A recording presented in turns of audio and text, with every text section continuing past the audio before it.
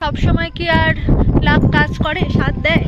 এখন দাঁড়িয়ে আছি হচ্ছে গিদ্দা পাহাড়ের সামনে, কিন্তু দেখতেই পাচ্ছেন পুরো মেঘে ঢেকে আছে, কিছুই দেখার উপায় প্রচণ্ড নেই। মেঘটা একটু একটু সরছে, এই সরলে চা বাগানটা পুরো দেখা যায়, পুরো শহরটা দেখা যায়, কিন্তু কখন মেঘ সরবে কিছুই জানি না। দাঁড়িয়ে আছি এখন গিদ্দা পাহাড়ে, কিন্তু মেঘে পুরো চারদিক ঢেকে গেছে, কিছুই দেখার উপায় নাই। এই চা বাগান একটু একটু দেখা যাচ্ছে, মেঘ সরে গেলে পুরো চা বাগান, পুরো জায়গাটাকে পরিষ্কার দেখা যায়।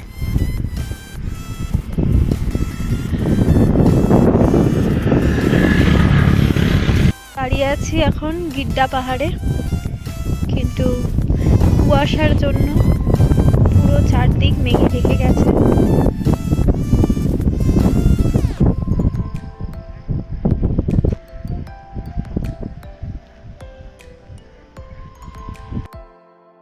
আর এই গিদ্দা পাহাড়েই রয়েছে নেতাজি মিউজিয়াম।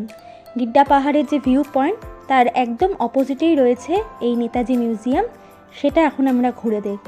চলুন ঘুরে দেখা যাক নেতাজি মিউজিয়াম।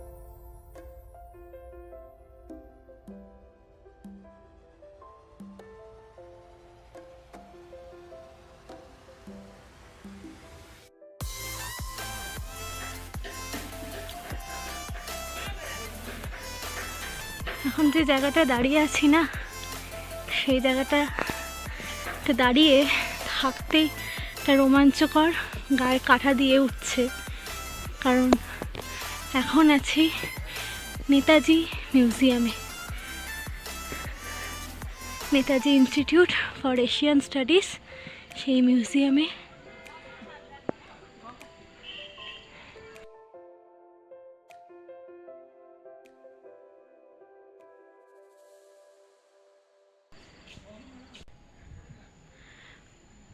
উনিশশো সালে ব্রিটিশরা নেতাজি সুভাষচন্দ্র বসুকে এইখানে নিয়ে এসে গৃহবন্দী করে রেখেছিলেন। এটা নেতাজি সুভাষচন্দ্র বোসের দাদার বাড়ি, শরৎচন্দ্র বোসের। চলুন ভেতরে ঢোকা যাক। ভেতরে ঢুকে যদি কেউ থাকে তার থেকে আমরা কিছুটা ইতিহাস জানতে পারবো। এই গাছটা নেতাজি সুভাষচন্দ্র বোসের দাদা শরৎচন্দ্র বোস 1936 সালে গাছটি এখানে বসিয়েছিলেন।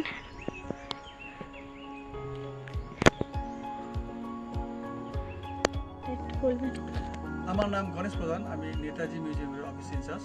আচ্ছা, একটু নেতাজি সম্বন্ধে যদি কিছু বলেন আমাদের।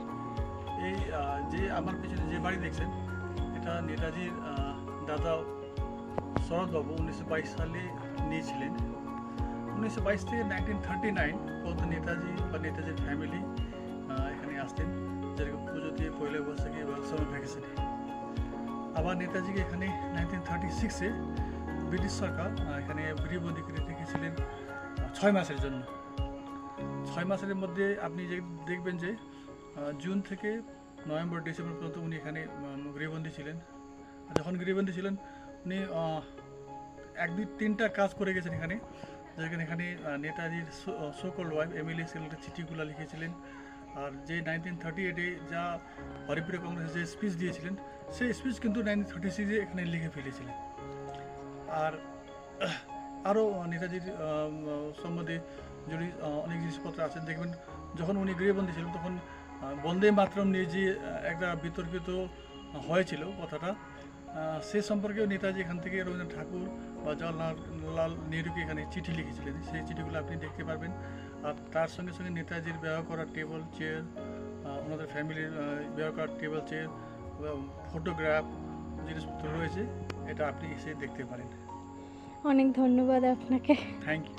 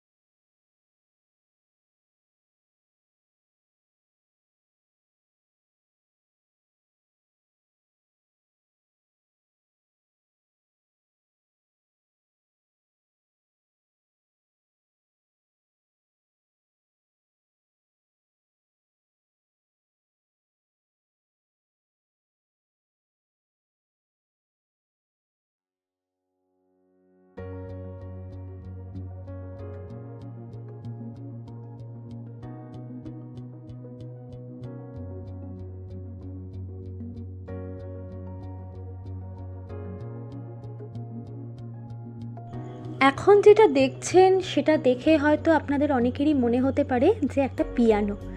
আমারও প্রথমে দেখে সেটাই মনে হয়েছিল, কিন্তু না, এটা পিয়ানো নয়, এটা নেতাজি সুভাষচন্দ্র বোসের খুব প্রিয় একটা পড়ার টেবিল।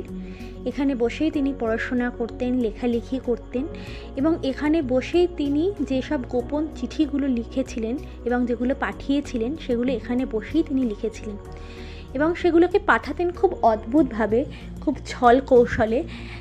তিনি এই চিঠিগুলোকে পাঠাতেন কখনো যারা খাবার দিতে আসছেন তাদের সাথে, বা কখনো যারা দেখাশোনা করে তাদের মাধ্যম দিয়ে, বা কখনো কখনো খাবারের মধ্যেও তিনি চিঠি ভরে দিতেন।